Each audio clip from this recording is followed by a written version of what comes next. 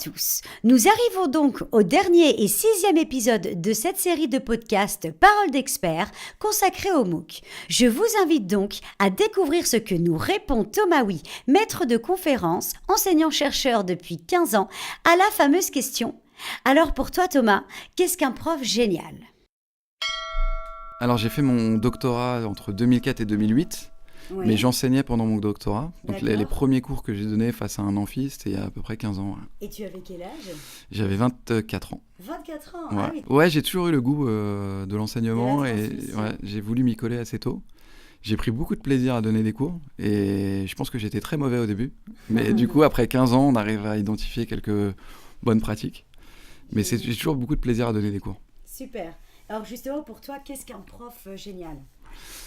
Alors moi j'ai connu des profs géniaux et j'ai même fait ce métier grâce à un prof génial. Ah oui. Ouais, c'était un prof qui était un prof d'économie et politique européenne comparée. Donc tu vois le sujet qui est pas forcément très sexy. Ouais. Et c'est un prof alors qui récoltait pas l'adhésion de tous parce que en fait donc c'était un prof à la fac à Paris 1. On était 300 en début d'année et puis à la fin il en restait 20 et parmi ces 20 il y avait moi et moi j'adorais ce prof. Parce qu'il était charismatique, parce que il était vachement dans le storytelling de ce qu'il disait. Donc en fait, il mettait beaucoup en scène tous les arguments qu'il donnait.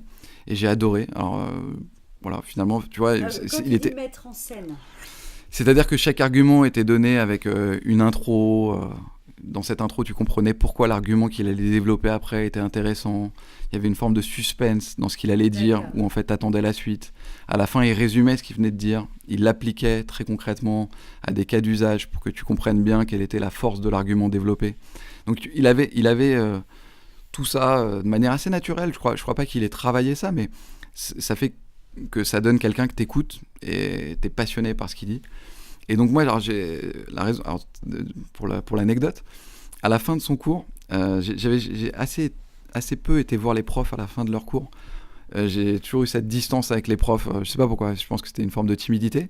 Mais lui, je voulais absolument le voir à la fin du cours pour lui dire que j'avais adoré son cours.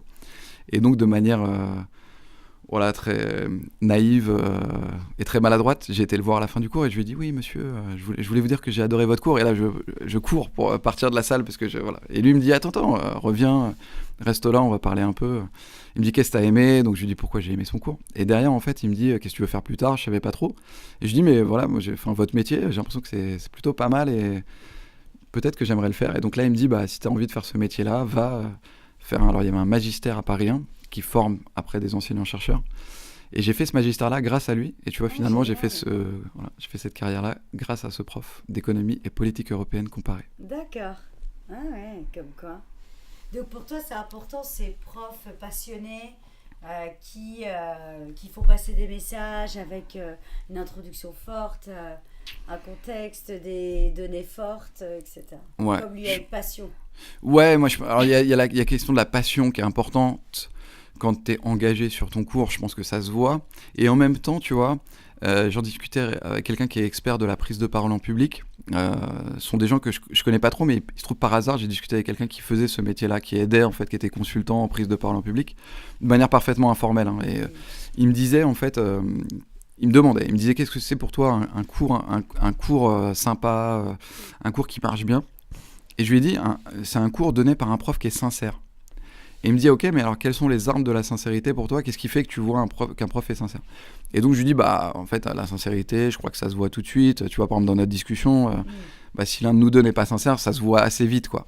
Et il me dit, non, tu fais une erreur, c'est qu'en fait, la sincérité en one-to-one, tu vois, en un contre un, est pas du tout les mêmes que la sincérité en one-to-many, tu vois, que quand tu es face à un amphi. Et donc, les armes de la sincérité, si c'est ces armes-là que tu veux développer avec ta classe ou ton amphi, il ne faut pas les développer en étant sincère comme tu le ferais avec une personne en one-to-one. Parce que peut-être que tu vois, la sincérité en one-to-one, elle va se jouer sur des phrases peut-être atténuées, où tu vas chercher le regard de l'autre. Et en fait, en amphi, tu ne peux pas faire ça.